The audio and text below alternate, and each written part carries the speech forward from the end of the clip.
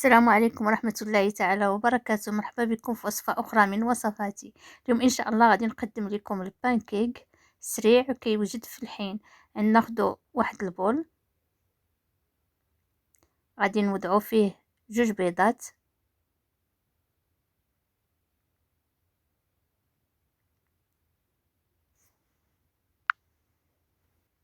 ثم نضيفو نصف كأس من السكر سنيدة، نضيفو واحد فاني،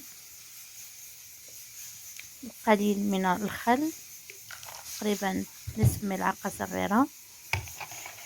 غنخلطو الخليط حتى يندمج لنا السكر مع البيض.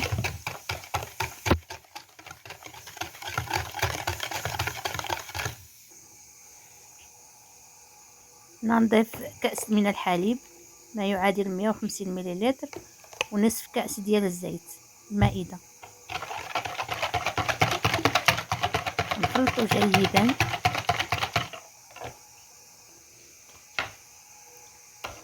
ثم نضيف الدقيق. هنا وضعت كأس ونصف ديال الدقيق بمعيار ديال الكأس اللي عندها، مع ساشي ديال الخميرة الحلويات ما يعادل 8 غرام.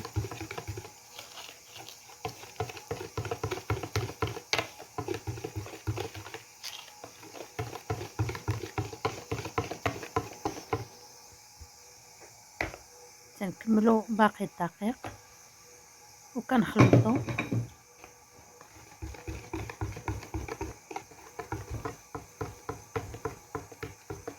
تنحصلوا على عجين متجانس بهذه الطريقه هذه، وهذا هو القوام الاخير ديالو، ما يكونش ثقيل وما يكونش خفيف.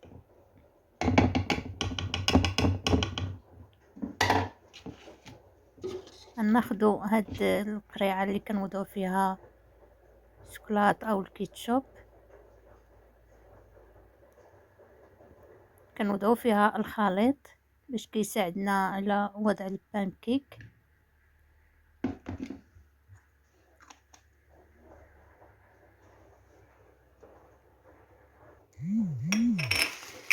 ناخذوا واحد القليل من الزيت ندهنوه في المقلاة ديال البيض، ممكن نستعملوا هذه وممكن انا غادي نستعمل هذه،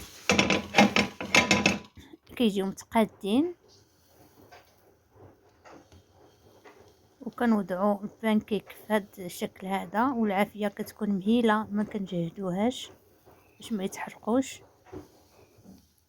وكنوضعوا الخليط ديالنا بحال هذا الشكل هذا.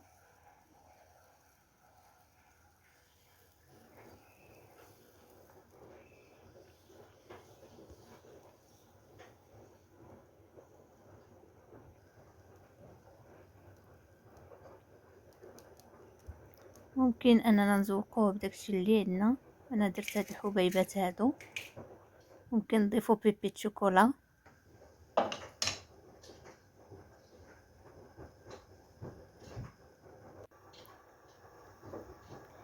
اللي كيبداو يديروا هاد الفقاعات صافي كنبداو نقلبوهم وصافي دغيا كيوجدوا.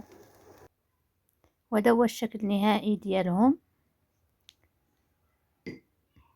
ممكن انكم تذوقوهم باش ما كان. انا وضعت اليوم هنايا شويه ديال المكسرات والفواكه،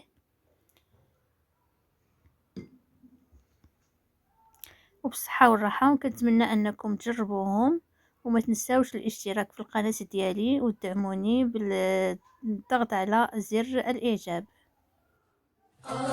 يا ليلى وصلت على نبي